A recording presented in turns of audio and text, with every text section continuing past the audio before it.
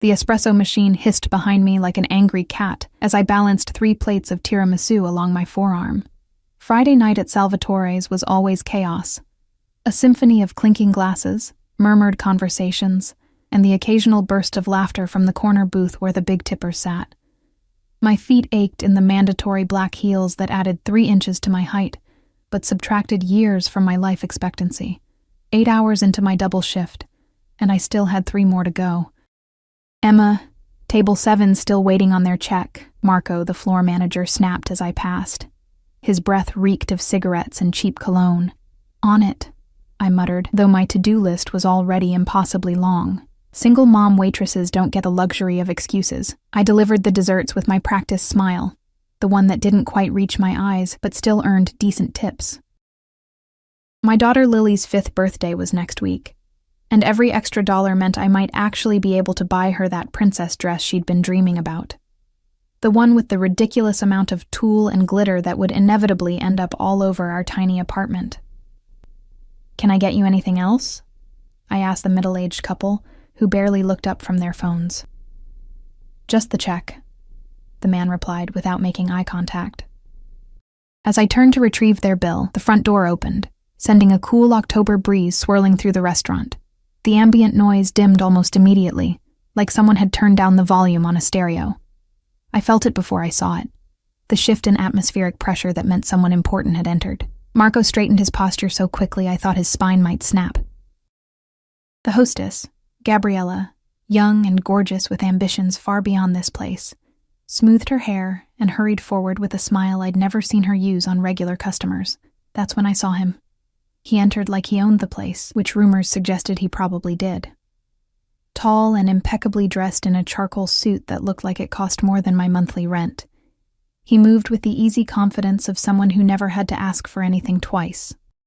Dark hair, styled to perfect dishevelment, framed a face that belonged on a movie screen. All sharp angles and intensity. He couldn't have been older than 35. 2 men flanked him, their expressions impassive, eyes constantly scanning the room. Bodyguards. The larger one's jacket didn't quite conceal the bulge of what I was certain was a gun. "Mr. Castellano," Gabriella practically purred. "Your usual table is ready, Castellano." Even I knew that name, though I'd never seen the man in person. Vincent Castellano, the businessman whose various enterprises supposedly funded half the city's development projects. The businessman whose name mothers whispered when warning their daughters about dangerous men. The businessman whose photograph occasionally appeared in the society pages beside politicians and celebrities, but whose actual business no one could quite define. I forced myself to look away and focus on retrieving the check for table 7. Rich people made me nervous, especially rich people who entered rooms and silenced them with their mere presence. "Emma," Marco hissed as I passed, "take table 12. But I have 4 tables already and Daniela is up next in rotation." "Take table 12. His eyes flicked meaningfully toward the corner where Gabriella was seating Castellano and his men. My stomach dropped. "Marco, please, do you want this job or not?" he whispered harshly, straightening his tie. "Mr. Castellano specifically requested our most experienced server." That was a lie. I'd worked at Salvatore's for 3 years, longer than anyone except Marco himself, but Castellano had never seen me before. More likely, Marco was sacrificing me because he knew I couldn't afford to quit.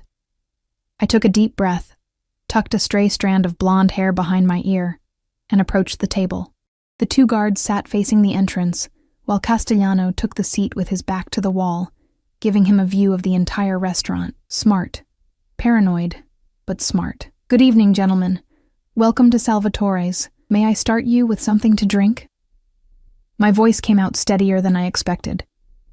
The bodyguards didn't acknowledge me, but Castellano looked up, his dark eyes capturing mine with an intensity that made my breath catch. Something flickered across his face. Surprise, perhaps, or curiosity. For a fleeting moment, I felt like I was being memorized. "McAllen. Neat." His voice was deeper than I'd anticipated, with the barest hint of an accent I couldn't place. "Of course. And for your companions? They don't drink on duty."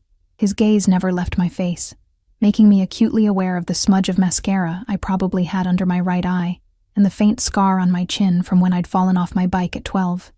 I nodded and retreated to the bar, my heart hammering against my ribs. What was wrong with me?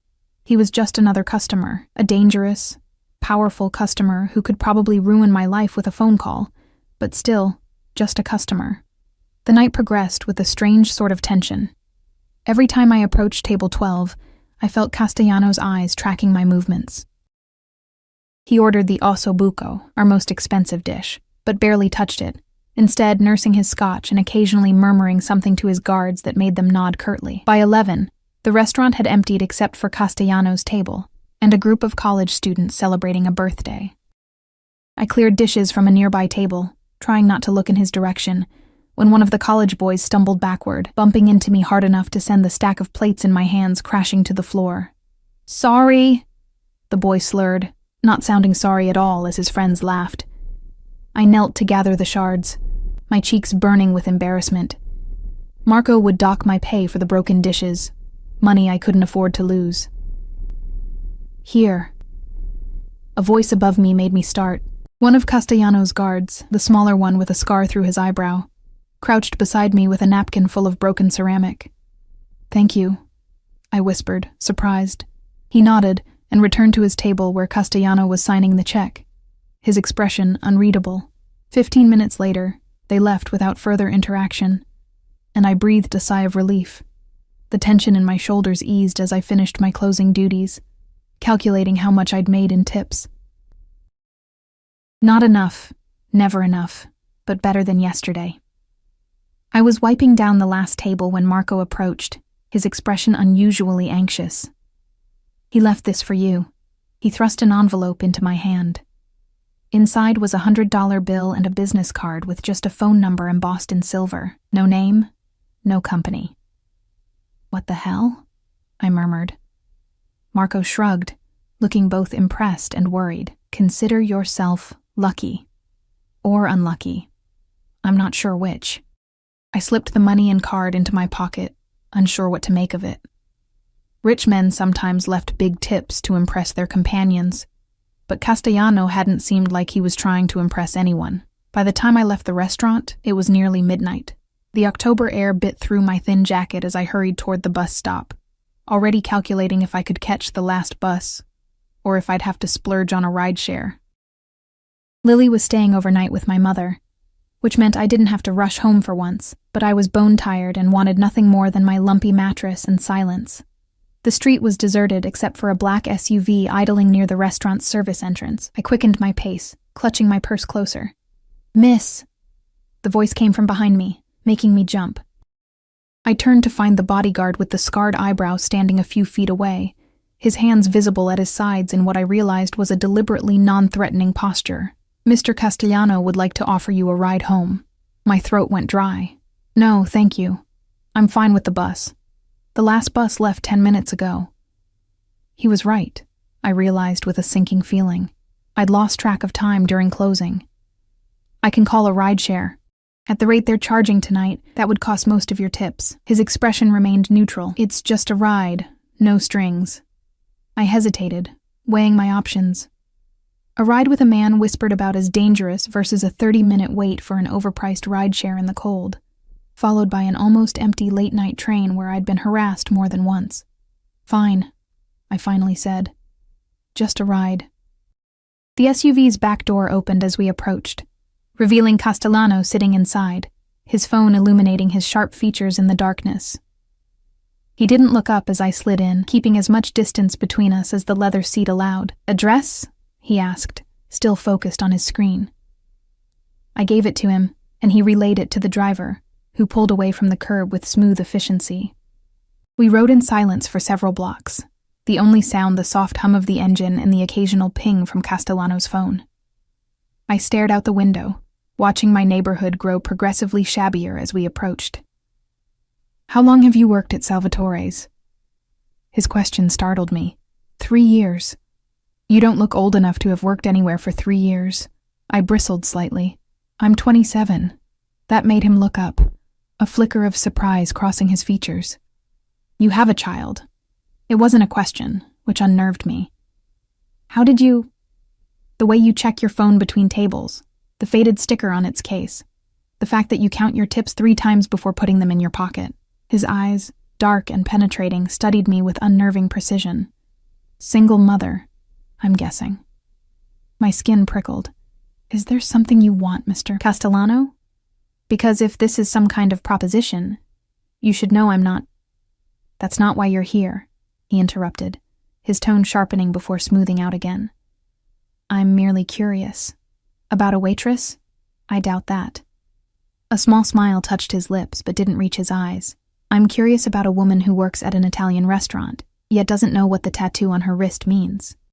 And my hand automatically went to my wrist where a small, intricate symbol peeked out from under my sleeve, 3 interconnected circles with a dagger through them.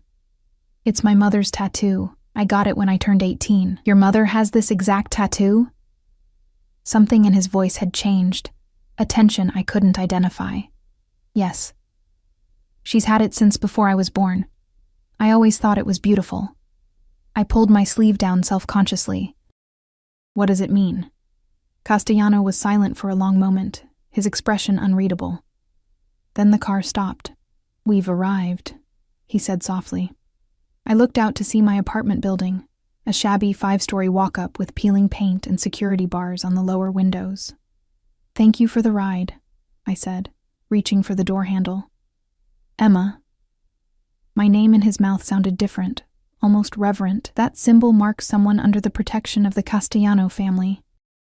It has for generations. I froze, my hand on the door.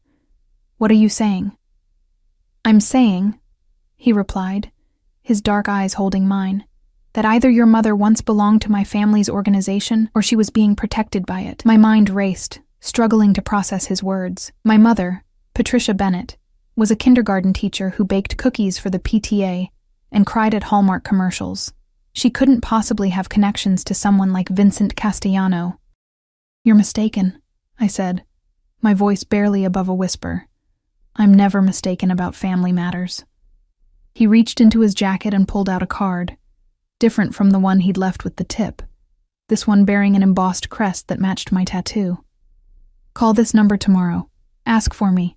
I think we have much to discuss about your mother. I took the card with numb fingers, a chill running down my spine that had nothing to do with the October night. Good night, Emma Bennett, he said, as I stepped out of the car. Lock your door. The SUV pulled away, leaving me standing on the sidewalk, clutching a business card and feeling like my entire world had just tilted on its axis. How did he know my last name? I'd never told him. Sleep evaded me that night, my mind racing with Castellano's words. The tattoo on my wrist, a symbol I'd proudly worn for nearly a decade, now felt like a stranger's mark on my skin.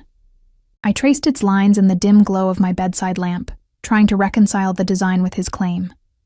Protection of the Castellano family. The concept was absurd. By morning, exhaustion had settled into my bones, but answers hadn't come. I called my mother, waking her earlier than she'd appreciate on a Saturday. Emma, is everything okay? Is Lily all right? Sleep roughened her voice. Everything's fine, Mom. Lily's still asleep? I asked, guilt creeping in for alarming her, like an angel. We made cookies last night and she helped frost them all. Wore herself out completely. I smiled despite my unease. Mom, I need to ask you something. It's about your tattoo, the one I copied. Silence hummed across the line for several heartbeats. What about it? What does it mean? Where did you get it? Another pause. It's just a design I liked. Why the sudden interest? My mother had never been a good liar. Her voice always pitched slightly higher, words coming too quickly. Like now. Someone recognized it last night, said it was significant. Who?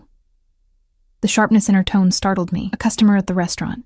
He seemed to think it meant something. Emma. My mother's voice dropped to a whisper. Stay away from anyone who knows about that symbol.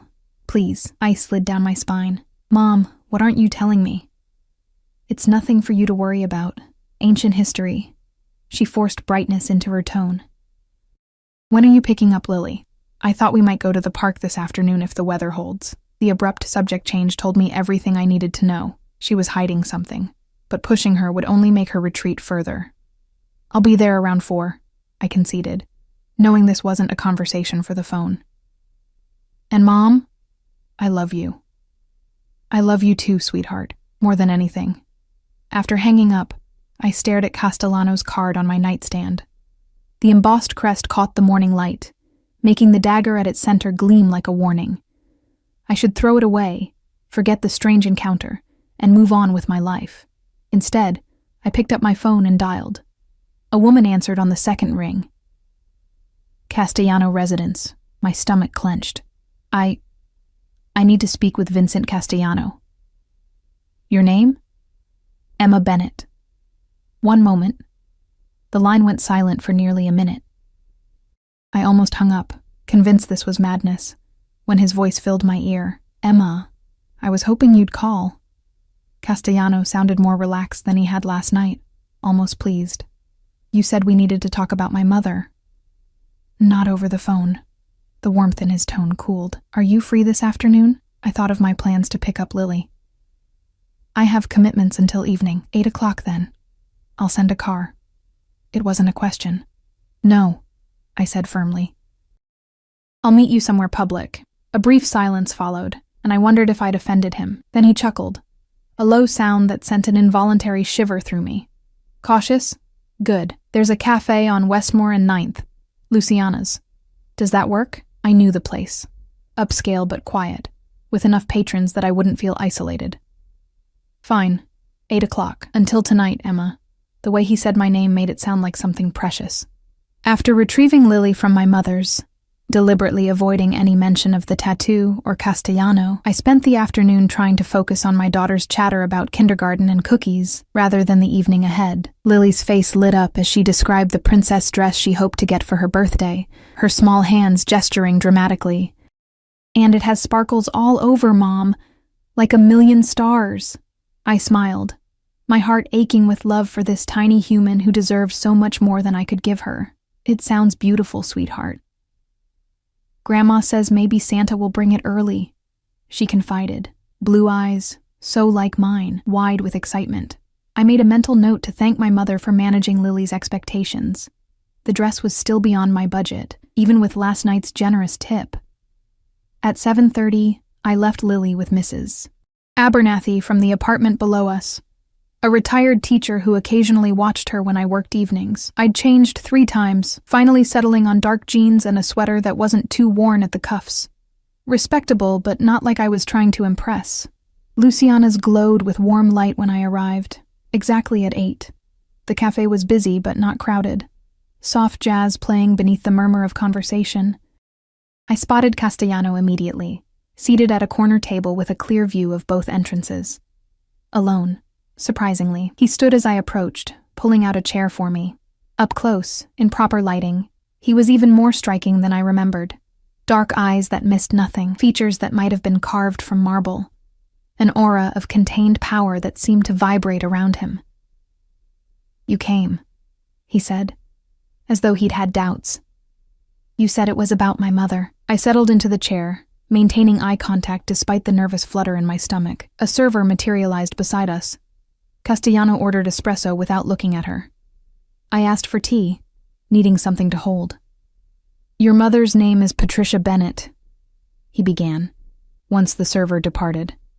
Before that, she was Patricia Russo. I blinked in surprise. Russo was my grandmother's maiden name. He shook his head slightly. It was your mother's married name, briefly. My mother was never married before my father, I said automatically, then faltered at his steady gaze. She was married to Anthony Russo for approximately 7 months in 1996, just before she disappeared and resurfaced as Patricia Bennett in a different state. He slid a photograph across the table. With trembling fingers, I picked it up. A much younger version of my mother smiled at the camera, her arm around a handsome dark-haired man at what appeared to be a Christmas party. She wore a red dress and looked happier than I'd ever seen her. Who was he? My voice sounded distant to my own ears. My cousin. Castellano's face remained impassive, but something flickered in his eyes. He was killed in January 1997. The server returned with our drinks, creating a momentary reprieve from the conversation that had suddenly veered into territory that made my chest tight. I added sugar to my tea with unsteady hands, buying time. Why are you telling me this? I finally asked. Because I believe Patricia Russo fled after Anthony's murder, pregnant and terrified. His gaze dropped pointedly to my face. You were born in October 1997, correct? My cup clattered against its saucer. What exactly are you suggesting? I think you know, Emma. His voice softened. Anthony Russo was my favorite cousin, more like a brother to me. We grew up together. The implication hung in the air between us. Impossible, yet suddenly. Terrifyingly plausible. My mother's refusal to discuss my biological father, the mysterious tattoo, the way she'd sometimes look at me with a shadow of sadness crossing her features when she thought I wouldn't notice. This is insane, I whispered. My father was David Bennett. He left when I was 3. Did you ever see pictures of him? Birth certificate with his name? Castellano pressed gently. I hadn't. There were no photos of my supposed father in our home. No evidence he'd ever existed beyond my mother's vague stories. Why would my mother lie about something like that? To protect you. He leaned forward. Anthony's death wasn't an accident. It was a message from a rival family. If they had known he had a child, he left the sentence unfinished, but I felt the weight of its implication. And the tattoo? When someone marries into the Castellano family, they receive protection for life. The mark ensures that everyone in our circle knows they're untouchable. His eyes flicked to my wrist. Your mother kept it, even after she fled. Smart. Even if she was found, no one would dare harm her. I shook my head, overwhelmed. Even if what you're saying is true, and I'm not saying I believe it, why tell me now? Why not leave us alone? Because the past has a way of resurfacing, Emma. His expression darkened. The man who ordered Anthony's death died last month. His son has taken over, and he's been systematically targeting anyone connected to our family. I've been moving protected individuals to safer locations, but your mother wasn't on my list because officially, Patricia Russo died 28 years ago. Fear constricted my throat. Are you saying my mother is in danger? I'm saying both of you might be, if this connection is discovered by the wrong people. He reached across the table, his hand stopping just short of mine. The tattoo you chose to copy could put a target on your back. I pulled my sleeve down instinctively. This is crazy. We're nobody. Just a kindergarten teacher and a waitress. You're Anthony's daughter. Something possessive flashed in his eyes. Which makes you Castellano blood. Family. The word hung between us, laden with meaning I couldn't fully grasp. Family to Vincent Castellano clearly meant something very different than it did to most people. What do you want from me? I asked, suddenly exhausted. I want to offer you protection. Real protection, not just a symbol. He produced a key from his pocket, sliding it across the table. This opens an apartment in a secure building I own. You and your daughter should move there, at least temporarily. I didn't touch the key. You expect me to just uproot my life based on a story that sounds like something from a crime novel? I expect you to consider your daughter's safety. His tone remained even, but his eyes hardened. Call your mother. Ask her about Anthony Russo. See what her reaction tells you. Before I could respond, one of his guards, the one with the scarred eyebrow from last night, appeared at our table, leaning down to whisper something in Castellano's ear. His expression shifted subtly, jaw tightening. I have to go. He stood abruptly, dropping cash on the table. Think about what I've said, Emma. The key is yours, whether you believe me or not. He paused, something almost gentle crossing his face. You have his eyes, you know, Anthony's. Same shade of blue. Then he was gone, moving through the cafe with fluid purpose, leaving me with a key, a photograph, and questions that threatened to unravel everything I thought I knew about myself. I returned home in a daze, the key burning in my pocket like a hot coal. Mrs. Abernathy reported that Lily had fallen asleep an hour earlier. Exhausted from her day with my mother, I thanked her, waiting until she left before sinking onto our worn couch, the photograph of my mother and Anthony Russo clutched in my hands. They looked happy, these strangers who might be my parents. My mother's smile was uninhibited in a way I'd rarely witnessed. She'd always carried a certain guardedness, a wariness I'd attributed to the hardships of single motherhood. But maybe it was something else entirely. Fear. Secrets. A past reinvented. With shaking hands, I dialed her number. Emma? She answered quickly, concern evident. Everything okay? I need to ask you something, and I need the truth. I took a deep breath. Who was Anthony Russo? The silence that followed was so complete I thought she'd hung up. Then I heard her exhale shakily. Where did you hear that name? Her voice had dropped to a whisper. It doesn't matter. Who was he, Mom? Another long pause. Someone I knew a lifetime ago. Was he my father? A soft, broken sound came through the line. Half sob, half laugh. How did you find out? After all these years. My grip tightened on the phone. I met Vincent Castellano. Oh, God. Real fear colored her voice now. Emma, listen to me. Stay away from him. From all of them. You don't understand what they are, what they do. Then tell me, I snapped, louder than intended. I glanced toward Lily's room, lowering my voice. Tell me why my entire life has been built on lies. Tell me why you never mentioned that my father was murdered, or that he was part of... I hesitated, not even sure what to call it. La Familia, my mother supplied softly. The family. That's what they call themselves, as though it somehow sanctifies what they do. She sighed heavily. I loved Anthony. That part was real. He was kind, charming. He promised me a normal life away from his family's business, but there is no away with them. It follows like a shadow. What happened to him? A rival family had him killed.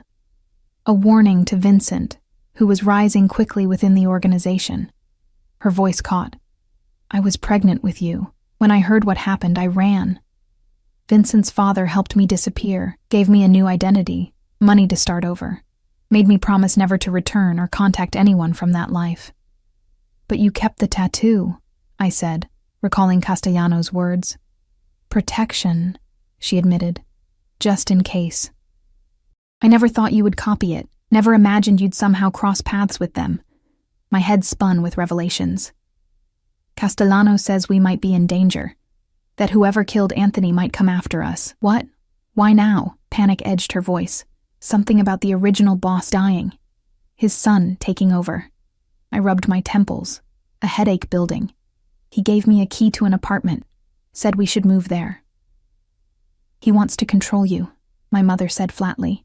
That's what Vincent does. Collects people, binds them to him with protection and obligation until they can't function without him. I've spent your entire life keeping you from that world.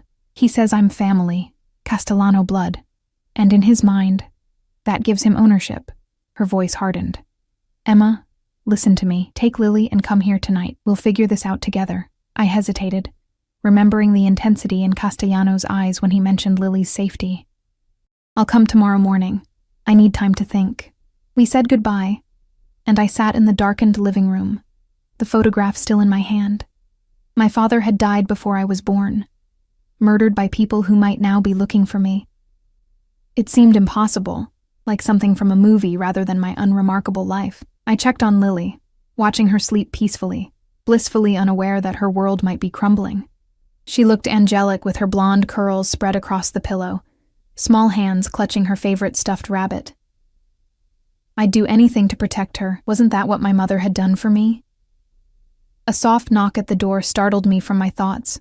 I froze, suddenly aware of how vulnerable we were. It was nearly midnight.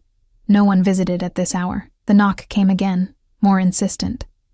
I crept to the door, looking through the peephole. The bodyguard with the scarred eyebrow stood outside, his expression urgent. I opened the door a crack, keeping the chain in place. Mr. Castellano sent me, he said quietly. You need to come with me now, both of you. Why? What's happened? Someone accessed old Russo family records today. Your mother's original death certificate was flagged as potentially fraudulent. His voice remained low, tense. We have reason to believe you've been located. My blood turned to ice. How would anyone connect that to me? Your employment records at Salvatore's. Impatience colored his tone. The restaurant is owned by a shell company connected to Castellano interests. That's why Mr. Castellano was there last night. Routine inspection. When he saw your tattoo, he had your background checked. If he could make that connection, others can too. I glanced back at Lily's room. I can't just leave in the middle of the night. You have 5 minutes to pack essentials. Nothing more. His hand moved subtly, revealing the gun holstered beneath his jacket. Mr. Castellano's orders are to bring you to safety, with or without your cooperation. Anger flared through my fear. Is that a threat? It's protection, he countered, expression softening marginally. There are 2 men watching your building from a car across the street. They aren't ours. I wanted to dismiss his claims, to shut the door and return to my life as just Emma Bennett, waitress and mother. But the photograph in my hand told a different story. One where I was the daughter of a man whose death had been a message, whose blood might now put my own child at risk. 3 minutes, I conceded, closing the door to remove the chain. I moved with quiet efficiency, throwing clothes for Lily and me into a duffel bag, grabbing her rabbit and her favorite blanket, toiletries, my wallet, phone charger, the photograph. As an afterthought, I took the key Castellano had given me, though I doubted we were heading to the apartment it opened. When I woke Lily, she grumbled sleepily. Is it morning? No, sweetie. We're going on a little trip. I kept my voice light, though my heart hammered against my ribs. Remember how we talked about adventures sometimes happening at night? She nodded drowsily, allowing me to bundle her into her coat. I carried her with one arm, the duffel bag slung over my opposite shoulder. The bodyguard, who still hadn't offered his name, took the bag from me wordlessly as we slipped into the hallway. Back exit, he murmured, guiding us toward the service stairs rather than the main entrance. A black SUV, identical to the one from last night, idled in the alley behind my building. The driver's window lowered slightly as we approached, and I caught a glimpse of the other bodyguard from the restaurant. He nodded once, and the back door opened. Vincent Castellano sat inside, his expression grave. Quickly, was all he said. I climbed in with Lily, who had fallen back asleep against my shoulder, oblivious to the tension surrounding us. The scarred bodyguard took the passenger seat, and we pulled away, driving through back streets rather than main roads. Where are you taking us? I whispered, not wanting to wake Lily. Somewhere safe, Castellano replied, his eyes on my daughter. Something shifted in his expression as he looked at her, a softening, almost wistful. She looks like you. Everyone says she looks like my mother. Same difference. His gaze returned to mine. She has the Russo chin, though, strong.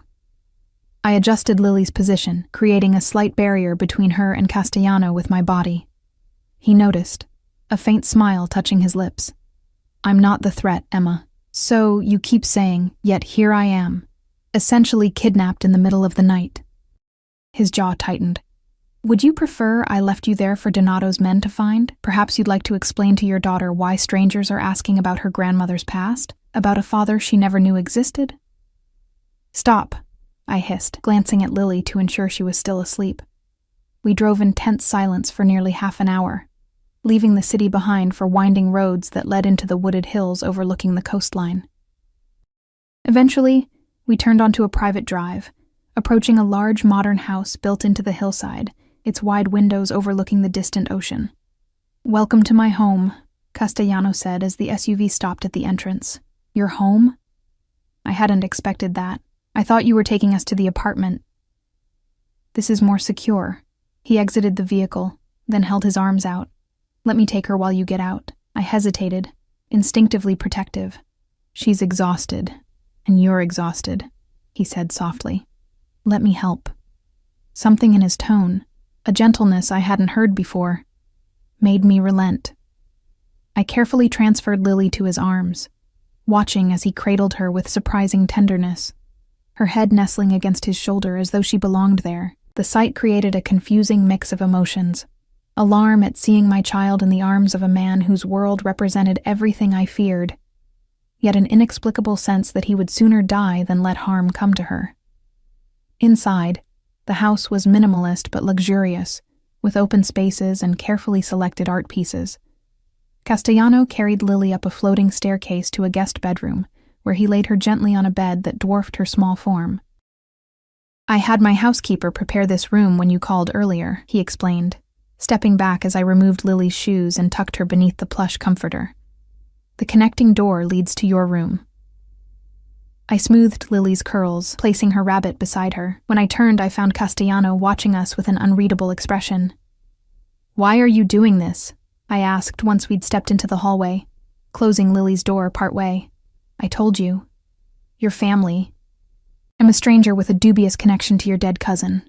That doesn't explain this. I gestured vaguely at the house, the protection, the middle-of-the-night rescue. Castellano was quiet for a moment, his dark eyes studying me with that same intensity I'd felt at the restaurant. When Anthony died, I lost the only person who truly knew me. Not the version of me that everyone fears or wants something from, but me. His voice held a note of something that might have been vulnerability. For 28 years, I thought every trace of him was gone. Then you said those words in the restaurant, about your mother having the same tattoo, and suddenly, there you were, his eyes looking back at me. I'm not him, I said softly. No. A sad smile crossed his face. But you're a part of him that survived, the best part, maybe. He stepped back. Get some rest, Emma. We'll talk more tomorrow. As he turned to leave, I called after him. The men watching my apartment. What will they do when they realize we're gone? Castellano paused, his back to me. They'll report to their boss that the apartment is empty. By morning, there will be no trace of Emma Bennett or her daughter at that address. Your belongings will be moved to storage. Your landlord will receive 6 months' rent to forget you existed, and your employment at Salvatore's will be formally terminated with excellent references. You're erasing us, I whispered, the reality of what was happening finally sinking in. He looked back at me, his expression grave. I'm protecting you the only way I know how. The question is, will you let me? I had no answer as he disappeared down the hallway, leaving me alone with the weight of choices I never asked to make, and a heritage I never knew I carried. Morning arrived in streams of golden light through unfamiliar windows. For a moment, I couldn't place where I was. The sheets were too soft, the silence too complete. Then the previous night's events crashed over me like a wave. Lily was already awake when I entered her room, exploring the space with wide-eyed curiosity. She'd found a shelf with children's books and had several spread around her on the plush carpet. "Mommy, whose house is this?" she asked, looking up at me with innocent excitement. "It's like a princess castle," I forced a smile. "It belongs to a friend who's helping us. Did you sleep okay?" She nodded enthusiastically. "The bed is bouncy and look."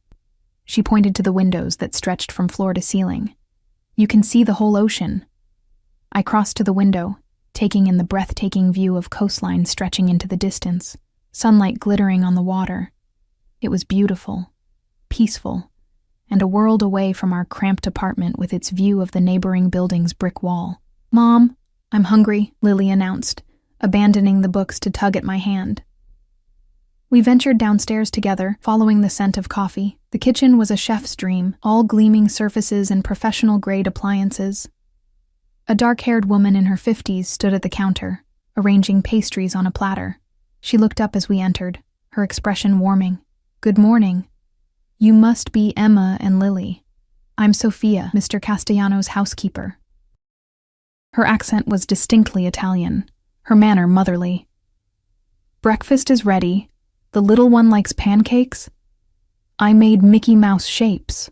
Lily gasped in delight, any lingering sleepiness vanishing as she clambered onto a stool at the kitchen island. "That's very kind, thank you," I said, somewhat disoriented by the normalcy of the scene. "Is Mr. Castellano here? He left early for business, but said to make yourselves at home." Sophia placed a plate of whimsical pancakes before Lily, who dug in immediately. "He also asked me to give you this." She handed me an envelope containing a note in elegant handwriting. "Emma, business requires my attention until this evening. Sophia will help with anything you need. There are clothes for both of you in the closets. The house and grounds are secure. Feel free to explore, but please don't leave the property. My men are stationed at the gate and perimeter. I've contacted your mother. She's safe and has agreed to meet us here tonight at 7. V." I read it twice, unsure whether to be relieved or unnerved that he'd contacted my mother without consulting me. At least she was safe. "He arranged for some clothes," Sophia explained, gesturing to my wrinkled outfit from yesterday. "Nothing fancy, but comfortable things for you both, and swimsuits. The pool is heated if you want to swim." Lily's head snapped up, syrup dripping from her chin. "A pool? Can we go swimming, Mommy? please?" Looking at her eager face, I couldn't deny her this small joy amid all the upheaval. "After breakfast. And only if Sophia doesn't mind showing us where it is." Sophia beamed. "Of course not. I'll find towels while you eat." The day passed in a surreal haze. Lily splashed happily in the pool while I sat nearby, trying to process everything that had happened. The house was undeniably beautiful, perched on the hillside with panoramic views and every luxury imaginable, but it felt like a gilded cage. Castellano's men patrolled the perimeter discreetly, visible only occasionally through the trees. In the afternoon, we explored the grounds, manicured gardens giving way to more natural landscaping as the property sloped toward the sea. Lily collected pine cones and pretty stones, delighted by a freedom of space she'd never experienced in our urban life. "Mom, look!" She pointed to a small gazebo nestled among flowering shrubs. "It's like a fairy house." We sat in the gazebo as the afternoon sun began its descent, painting the sky in shades of amber and rose. Lily curled against my side, suddenly pensive. "Are we on vacation?" she asked, her small fingers playing with the hem of the new sundress Sophia had found for her. I hesitated, unsure how to explain our situation to a 5-year-old. "Sort of. We're staying here while I figure some things out." "Is it because of the bad men?" My blood froze. "What bad men, sweetheart?" "The ones watching our house." She said it matter-of-factly, as though discussing the weather. "I saw them when I got up to get water last night. They were sitting in a car across the street looking at our windows." I pulled her closer, disturbed that she'd noticed what I'd been oblivious to. "How do you know they were bad?" She shrugged. "They looked scary. And then the nice man with the funny eyebrow came and took us away." "The nice man?" I echoed, realizing she meant Castellano's scarred bodyguard. "He had a gun," Lily whispered, eyes wide. "I saw it when he helped me with my coat, but he's a good guy, right? Like in my superhero books." I swallowed hard. "Life isn't always as simple as good guys and bad guys, Lily. Mr. Vincent is a good guy, though." She stated this with absolute certainty. "He carried me like Daddy Bear carries Baby Bear in my story." Before I could respond to this unsettling assessment, Sophia's voice called from the house that dinner was ready. We headed back, Lily running ahead while I followed more slowly, troubled by her observations. Children sometimes saw truth more clearly than adults, uncluttered by preconceptions. But in this case, I wasn't sure what the truth was. Dinner was a quiet affair, just Lily and me in the enormous dining room. Sophia had prepared a feast: homemade pasta, roasted vegetables, fresh bread, far more than we could eat. Lily chatted happily about the pool and the gardens, seemingly untroubled by our sudden relocation. As Sophia cleared our plates, she mentioned that my mother would arrive soon. "Mr. Castellano asked me to show you to the library to wait. He'll join you there when he returns." The library was exactly as I'd expect from someone like Castellano. Walls of leather-bound books, a massive desk of polished wood, and deep armchairs arranged near a fireplace where flames crackled softly. Floor-to-ceiling windows offered the same spectacular view as elsewhere in the house, now darkened to a canvas of twinkling lights from distant boats on the water. Lily, full and tired from our day of exploration, curled up in one of the armchairs with a picture book Sophia had provided. Within minutes, she was asleep, the book sliding from her small fingers. I was gazing out at the night when I heard the library door open. Turning, I found my mother standing there, her face a mask of worry that melted into relief when she saw me. "Emma." She crossed the room and pulled me into a fierce hug. "Are you all right? Is Lily?" "We're fine," I assured her, returning the embrace before pulling back to study her face. "Mom, why didn't you ever tell me about Anthony? About any of this?" She sank into the nearest chair, suddenly looking older than her 53 years. "I was trying to protect you from a world that destroyed the man I loved.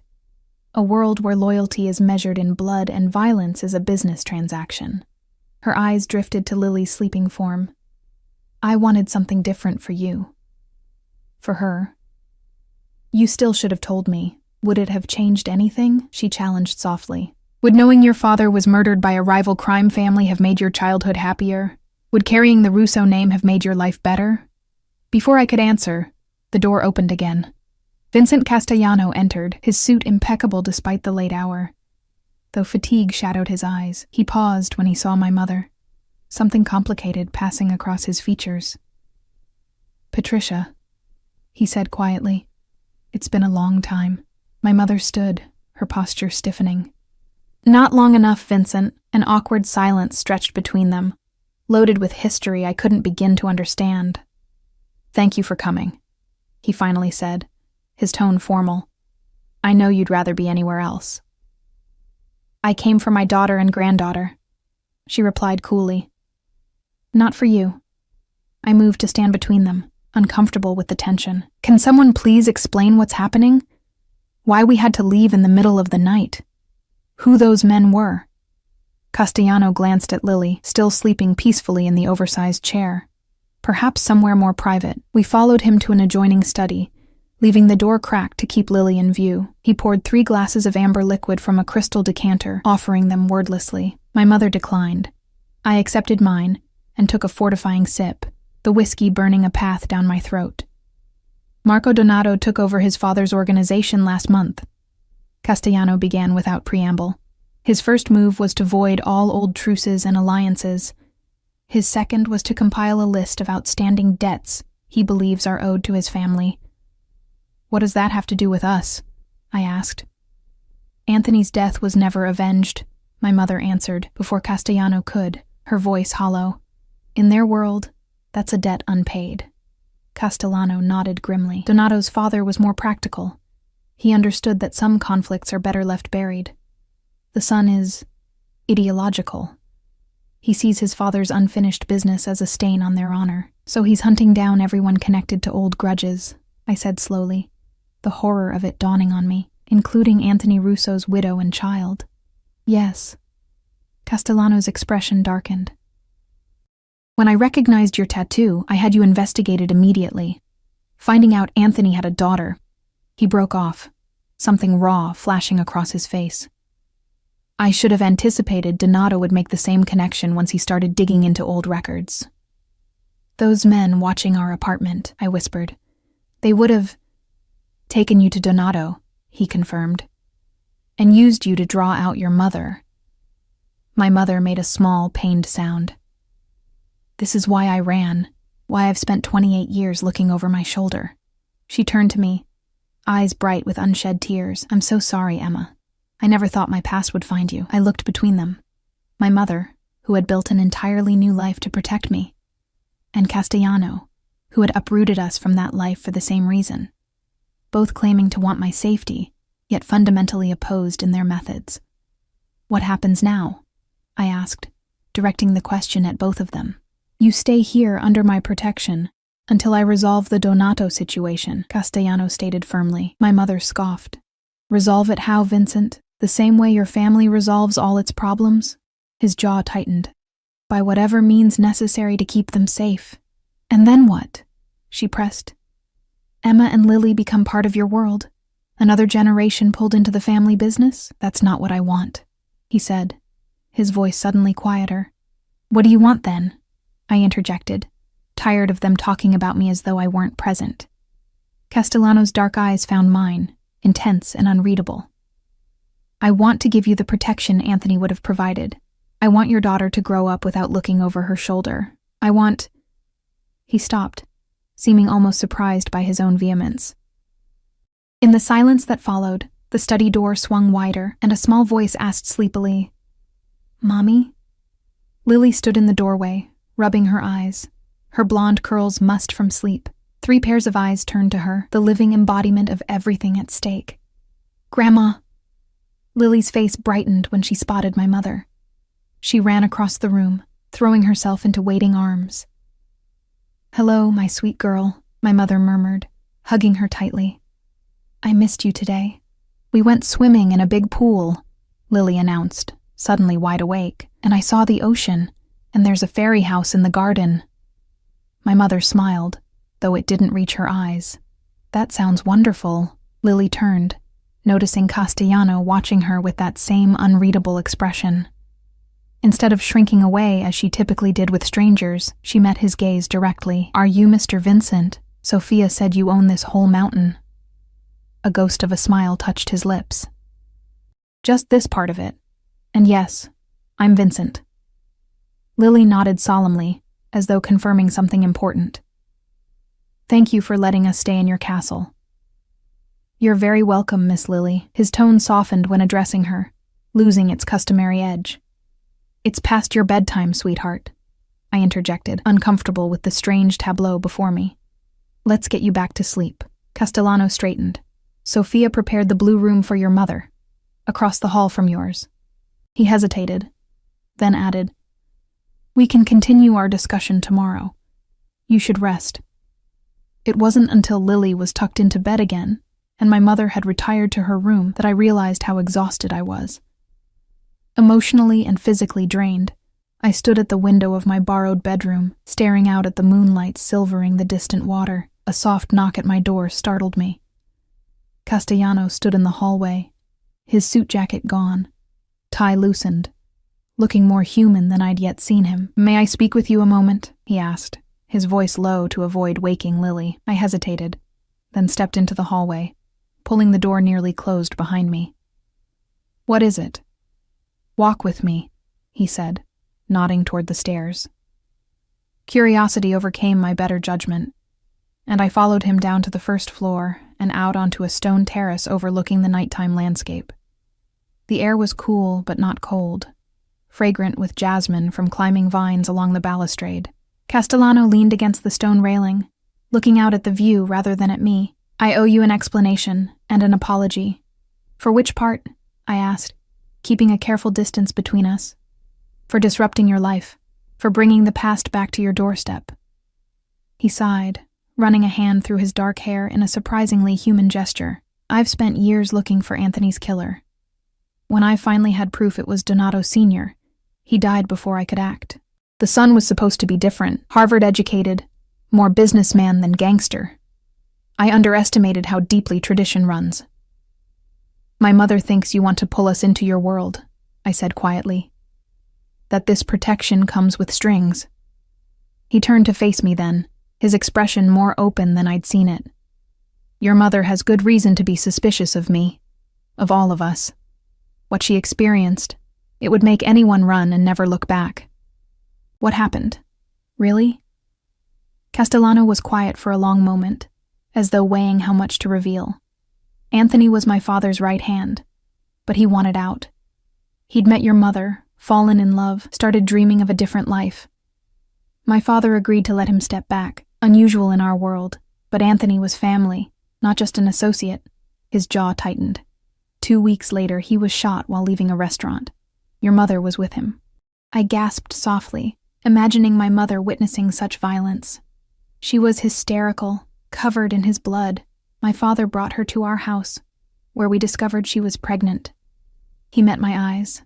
She begged him to let her disappear. Said she couldn't bring a child into this life. Couldn't bear to raise Anthony's baby surrounded by the people who failed to protect him. And your father agreed? A shadow crossed his face. He was complicated. Ruthless in business, but sentimental about family. He arranged everything. New identity, relocation, enough money to start over.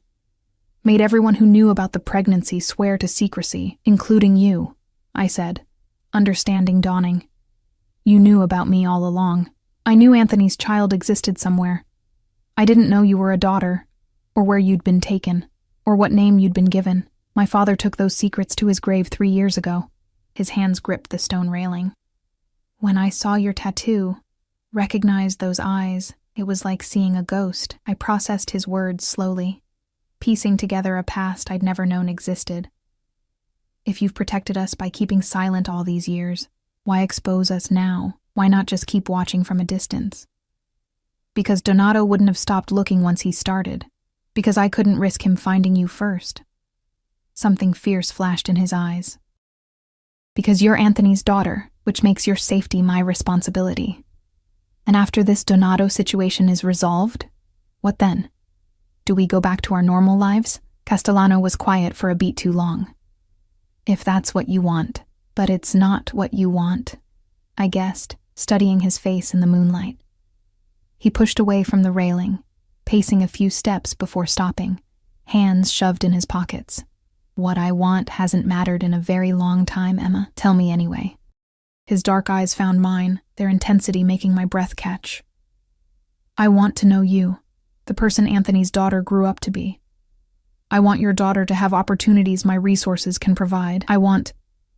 He broke off, frustration evident in the tightness around his mouth. You want family, I finished softly, understanding with sudden clarity. The connection to Anthony you thought was lost. Something vulnerable flickered across his face before he mastered it. My world is solitary. People fear me, obey me, want things from me. Few know me. And you think I would? Know you, I mean? You see me differently, he said simply. You look at me and don't see what everyone else sees. What do I see?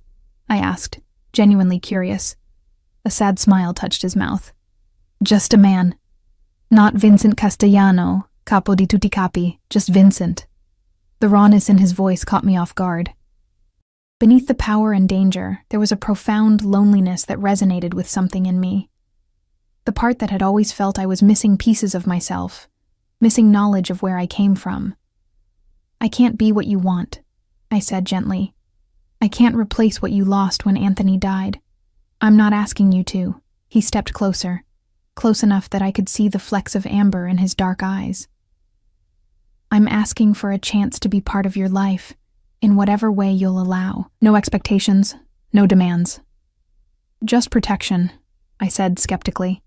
Protection is non-negotiable, he replied, a hint of steel returning to his voice. But it doesn't have to come with strings. The apartment key I gave you, it's yours regardless. A place to live, better schools for Lily, a fresh start. Whether you want me in your life or not. I searched his face, looking for deception, but finding only sincerity. Why would you do that? Because it's what Anthony would have wanted for his daughter. His voice softened.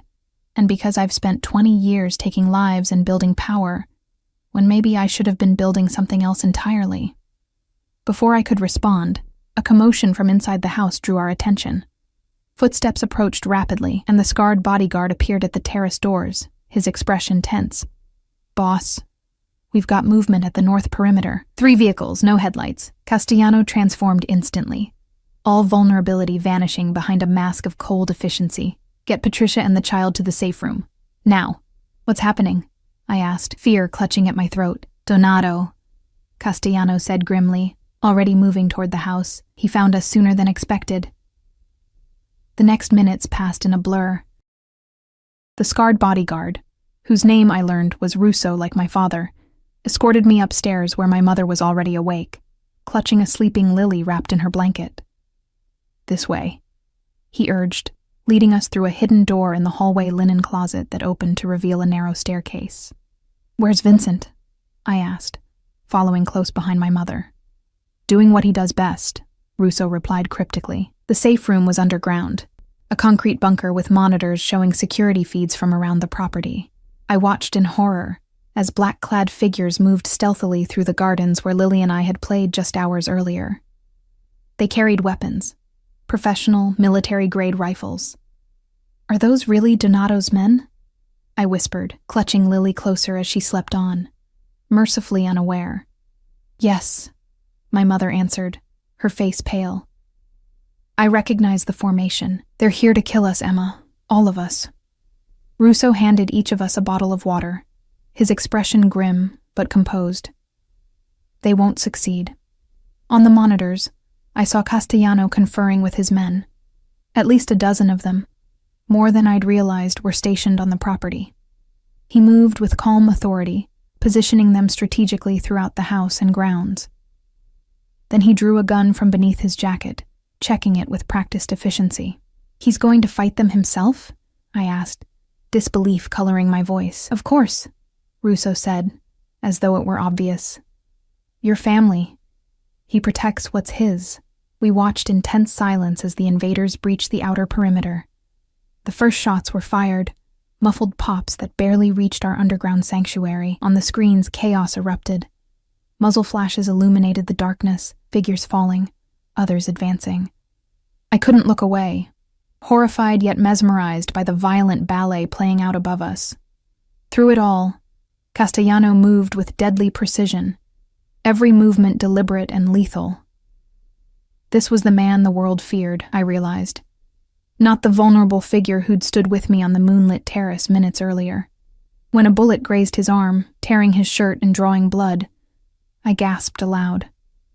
He barely seemed to notice, continuing to advance on a man I somehow knew must be Marco Donato himself, younger than Castellano, moving with less discipline but equal determination.